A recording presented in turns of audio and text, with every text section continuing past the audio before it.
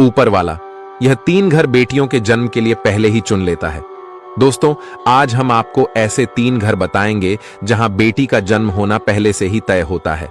भगवान स्वयं कहते हैं कि मैं ऐसे 3 लोगों के घर बेटी को प्रदान करता हूं। कौन से हैं वह 3 घर?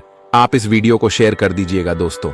नंबर 1 है, भगवान कहते हैं कि मैं बेटी को ऐसे लोगों के घर में प्रदान करता हूं जो लोग दूसरों की बेटी को देखकर मुस्कुराने वाले होते हैं तथा दूसरों की बेटी में अपनी बेटी को देखते हैं।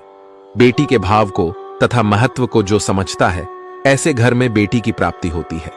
तथा भगवान कहते हैं कि ऐसे घर में मैं बेटे को प्रदान करता हूं जो लोग दयावान होते हैं तथा दूसरों की मदद करने वाले होते हैं, गरीबों को दान देने वाले होते हैं। ऐसे घर के लोगों को बेटे की प्राप्ति होती है। तथा दूसरा घर बताते हुए भगवान कहते हैं कि मैं ऐसे घर में बेटी को प्रदान करता हूं जिस घर के लोग एक दूसरे के प्रति मोल भाव नहीं करते हैं तथा एक दूसरे की बेटी को अपनी बेटी मानकर उसका महत्व समझते हैं।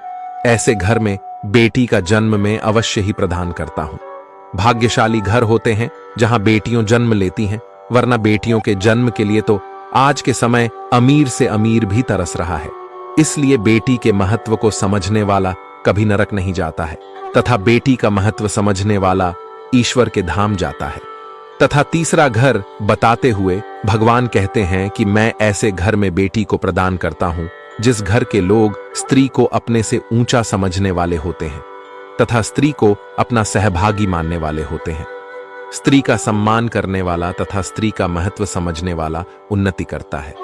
और ऐसे व्यक्ति के बेटी की प्राप्ति होती है क्योंकि स्त्री ही होती है जो छोटेपन में बेटी कहलाती है, क्योंकि एक बेटी ही होती है जो बड़े होकर विवाह के बाद स्त्री कहलाती है।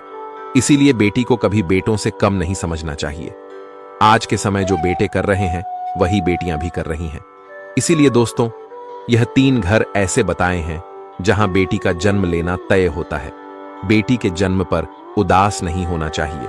कुछ लोग बेटी के जन्म पर दुखी हो जाते हैं। दोस्तों, बेटी के जन्म पर दुखी होने वाला पापी कहलाता है।